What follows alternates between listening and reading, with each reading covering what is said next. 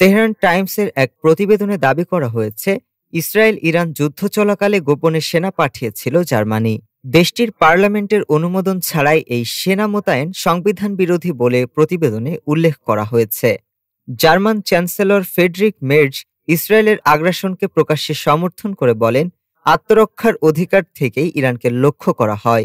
কিন্তু ইরানের দাবি, ইসরায়েলের হামলায় ১,০০০-এর বেশি মানুষ নিহত হলেও আন্তর্জাতিক পরমাণু সংস্থা আইএইএ কখনো প্রমাণ পায়নি যে ইরান পারমাণবিক অস্ত্র তৈরি করছিল।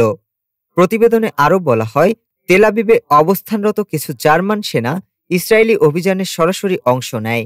ইসরায়েলি সেনাবাহিনীর এক সদস্য এই তথ্য ইরানি গোয়েন্দাদের দিয়েছেন বলেও দাবি করা হয়েছে। তেহরান মনে করছে, বার্লিন শুধু কূটনৈতিক নয়, সামরিকভাবেও ইরান বিরোধী ভূমিকা রেখেছে। ডেস্ক রিপোর্ট, আজ বার্তা।